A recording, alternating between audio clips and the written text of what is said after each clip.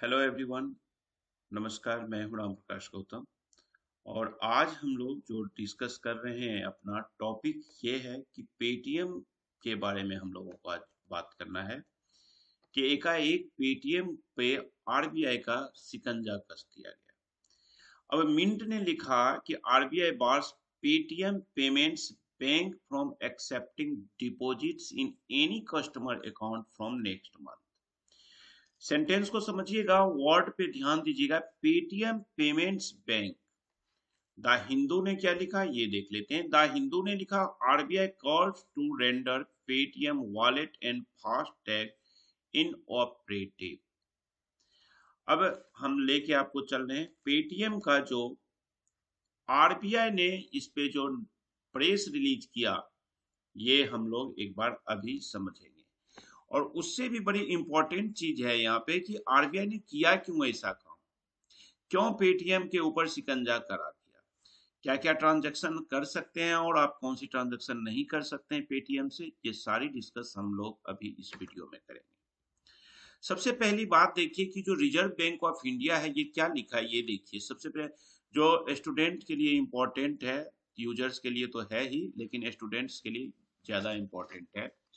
Paytm का आज के डेट में लगभग 100 मिलियन यूजर है। 100 मिलियन जो कि मायने रखता है। और उसमें से भी पेटीएम बैंक का यूजर वो 100 मिलियन है, और बाकी जो वॉलेट वगैरह के हैं वो तो हैं। अब देखिए यहाँ पे जो एक्शन लिया गया 31 जनवरी 2024 को, वो क्या है? Action against Paytm payments bank limited under section 35A of the banking regulation act 1949। हम लोग लॉ के बात करते हैं, लॉ के बच्चे हैं, तो सबसे पहली बात यहाँ पे लॉ की बात करें तो बैंकिंग रेगुलेशन एक्ट 1949 का सेक्शन 35A के तहत यहाँ पे एक्शन लिया गया आरबीआई। सेक्शन 35 कैपिटल ए क्या है? सेक्शन 35 कैपिटल ए जो है वो बैंक को, आरबीआई यानी सेंट्रल बैंक को पावर देती है। क्या पावर देती है ये देखिए।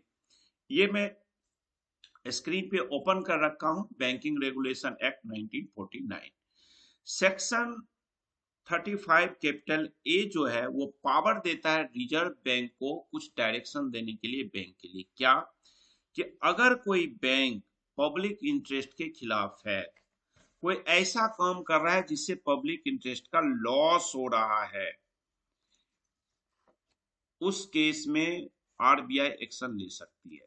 या कोई बैंक की पॉलिसी को वो खराब करा है, बैंक की पॉलिसी के तहत नहीं चल रहा है, उस केस में भी ये कर सकता है। या आरबीआई को ये भी लगता है कि जो बैंक है, जो बैंकिंग कंपनी है, वो प्रॉपर किसी भी अकाउंट को मेंटेन नहीं कर रहा है, तो उस केस में भी 35 कैपिटल ए के तहत अपनी पावर को यूज करके उस बैंक के साथ दिक्कतें कर सकते हैं। दिक्कतें जैसे कि पेटीएम के साथ हो चुके। साथ ही कि इसके पास ये भी पावर है आरबीआई को कि अगर आप सब कुछ सही कर लेते हैं और आप प्रूफ कर देते हैं तो आपको ये फिर से लाइसेंस आपका चला देगा। अभी यहाँ पे जो मुश्किल की बात क्या है ये देखिए। यहाँ पे देखिए इन्होंने कहा कि the reserve bank of India in exercise of its power under section 35A of the banking regulation act 1949 had directed Paytm Payments Bank Limited to stop onboarding of new customers with immediate effect। अब जो लोग Paytm download कर रखे हैं अपने mobile में, Paytm जो download कर रखे हैं उनका तो देखिए, जैसे ये पेटीएम का आपको मैं दिखाऊं, पेटीएम का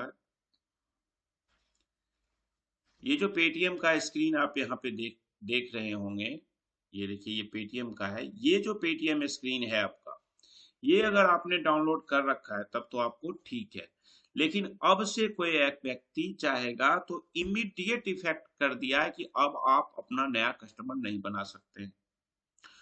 29 फरवरी के बाद यानी 1 मार्च से तो ये सब होना ही बंद हो जाएगा। अब कहिएगा आप ऐसा क्यों किया गया? तो ऐसा इसलिए किया गया, देखिए पेटीएम मेन रूप से तो है तो 2014 से, लेकिन 2014 से ये एक गेटवे की तरह काम करता था। उसके बाद ये अपना वॉलेट ले आया। वॉलेट लाने के बाद 2017 में रिजर्व बैंक ऑफ इंडिया ने इसको बैंकिंग पावर दे दिया, जिसका नाम आ गया था पेटीएम पेमेंट्स बैंक लिमिटेड के नाम से इसको बैंकिंग पावर भी 2017 में दे दिया गया। जब 2017 में इसको एक बैंक की तरह ओपन कर दिया गया तो इसको कहा गया कि जिस तरह से बैंक चलाता है उसी तरह से आपको भी चलाना है। अब इसके साथ क्या हुआ कि इसके साथ क्यों ऐसा किया गया, हुआ क्या कि इसका जो अपना ऑडिट रिपोर्ट था, जो इंटरनल ऑडिट रिपोर्ट था इसके पास पेटीएम का, और जब उसका एक्सटर्नल ऑडिट रिपोर्ट करवाया गया तो इसके बीच में नॉन कंप्लायंसेस पाया गया। यानी कि सबसे बड़ी बात जो इसमें पाई गई वो बड़ी बात ये थी कि इसका अधिकतर जो कस्टमर थे उसके बारे में ये जानता ही नहीं था। कस्टमर का प्रोफाइल प्रॉपर इसके पास है ही नहीं। हालांकि आरबीआई ने अभी तक ज्यादा क्लियर नहीं किया है कि क्या दिक्कतें हुई है, लेकिन जो समराइज इसने बताया आरबीआई ने उसके अनुसार आप बैंक में जाते हैं, बैंक में कहा जाता है नो योर कस्टमर, केवाईसी करवाइए। केवाईसी का मतलब होता है नो योर कस्टमर, यानी कि अपने कस्टमर को जानो, बैंक को कहा जाता है। बैंक आपके लिए आधार, पैन, ये सारी चीजें लेता है। बैंक एक ऐसा स्टेचुटरी बॉडी है जहां से इनकम टैक्स वाले भी इजिली करते हैं आपके क्या आपका इनकम हो रहा है, क्या इनकम टैक्स फाइल करें, वो सारी चीजें पेटीएम के पास नहीं था। पेटीएम केवाईसी नहीं कर रहा था। इसके कारण आपको बताऊं अगर, तो ऐसा नहीं है कि पेटीएम के साथ आज पहली बार ऐसी घटना घटी है। पेटीएम के साथ बार बार ये होता गया है। और पेटीएम को अगर आप देखिएगा तो अक्टूबर 2023 में 5.39 करोड़ रुपीज का जुर्माना लगाया गया था। 2018 में, 2022 में इनके ऊपर केवाईसी के लिए और कई सारे चीज जो कंपलसरी हैं उसको ये फॉलो नहीं कर रहा था। इन तमाम चीज को देखते हुए यहाँ पे ये एक्शन लिया गया।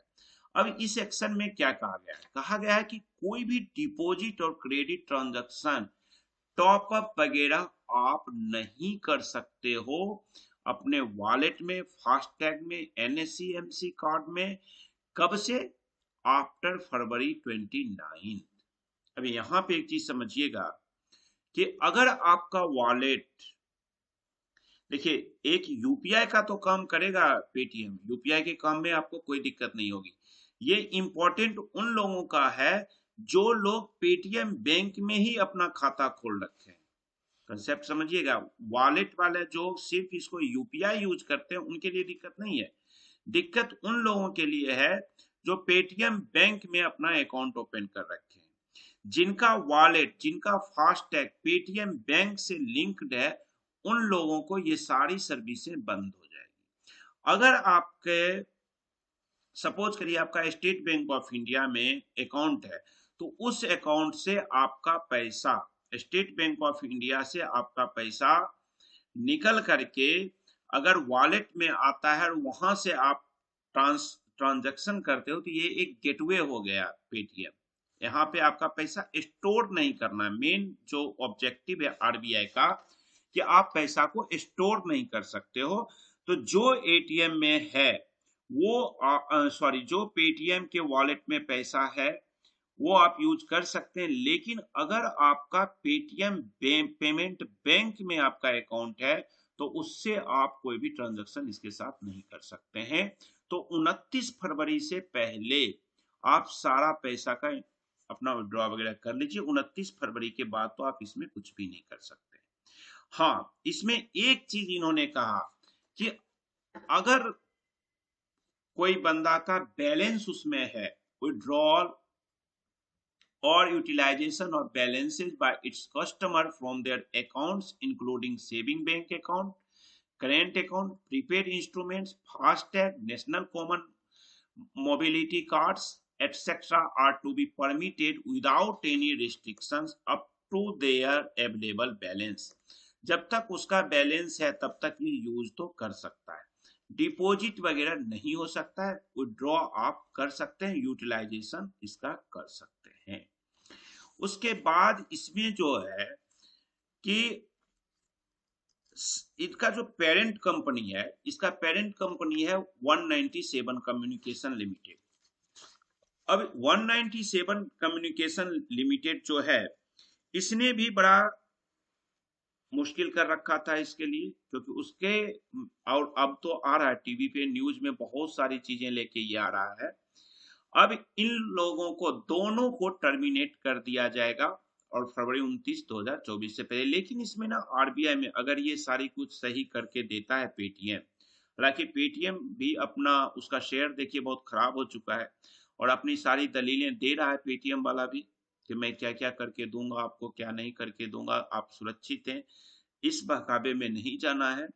तो अगर आपको लगता है कहीं से भी कि ये पेटीएम का जो अकाउंट है आपका और 1 रुपया भी आपका है, तो आप उसको, 1 रुपया का भी महीने लगता है बाबू, तो उसको आप विड्रॉ करिए और अपनी जिंदगी खुशी से जिए। अब इसके साथ ऐसा हुआ क्यों, जो कि मैं आपको बताया, केवाईसी का भी कारण है, लेकिन अभी इन डिटेल में बैंक नहीं बताया है, आरबीआई ने अभी उतना ज्यादा नहीं बताया है।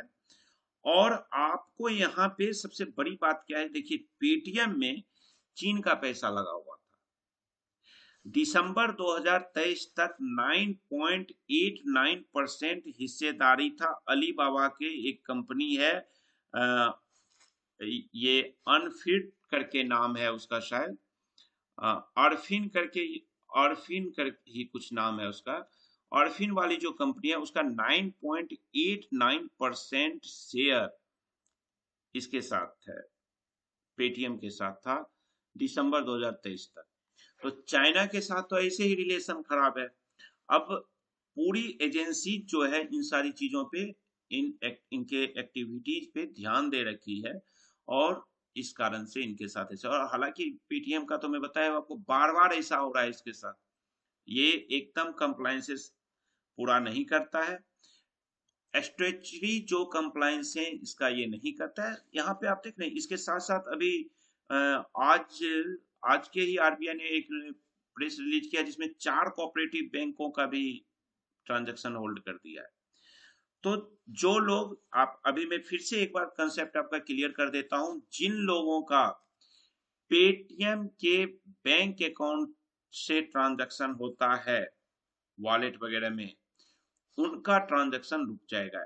एज ए गेटवे ये काम करेगा, लेकिन एक मार्च से तो ये काम ही नहीं करेगा, ये डाउनलोड भी नहीं होगा, आपको ऐप भी नहीं चल पाएगा आपका, नए लोग तो इसमें जुड़ेंगे ही नहीं अभी से, वो तो इमीडिएट इफेक्ट का लिख दिया है।